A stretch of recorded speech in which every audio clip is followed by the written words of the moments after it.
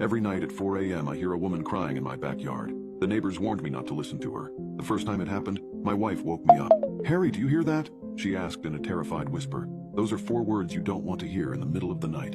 At first I tried to convince myself that there wasn't anything to worry about. I knew the siblings next door liked to make love from time to time, and I figured it was just one of them making all that noise. However, that quickly changed, and images of a home invasion raced through my mind. Shots fired.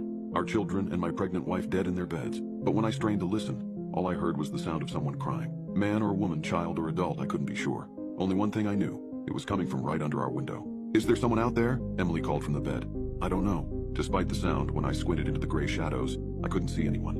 "I'm going to check," I said, heading for the door. "No, stay here. We'll call the police. I'll just take a look. I'll be fine. Don't worry."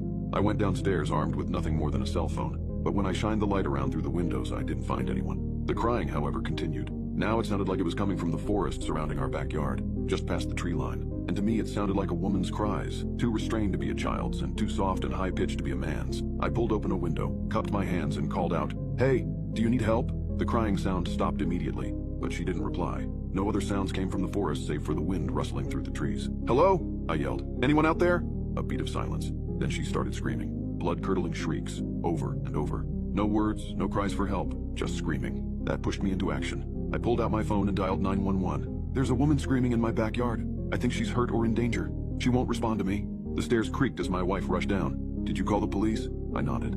"Oh my God, what the hell is going on out there?" She kept her hand protectively over her belly, as if to shield our unborn child from whatever horrors lay outside. My hand reached for the glass door. What if someone is killing her? Right now?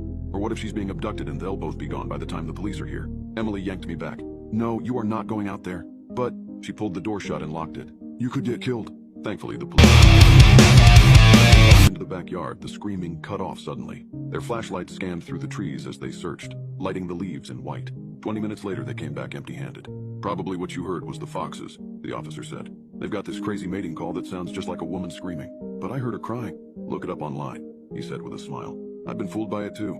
They sound just like a woman screaming her lungs out. It's insane." By the time we climbed back in bed, the gray light of dawn was spreading over the horizon. When I couldn't sleep, I took the officer's advice and looked up fox sounds. Apparently they do make a sound that sounds pretty similar to a woman screaming. Convincing myself that's all it was, I fell asleep, completely unaware that this was the only beginning of our worst nightmare. The following night it happened again, right at 4 a.m. on the dot, the soft crying coming from the forest. I called the police again. Yet again, they found nothing. They also warned me not to call them over the crying again unless things got worse. And so I didn't call them when it happened the next night, and the next, and the next. I chalked it up to the foxes even though they only made screaming sounds, not crying. I forced myself to fall back asleep every time. We invested in a heavy-duty white noise machine. Bought fans too for good measure. Turned everything up to full blast and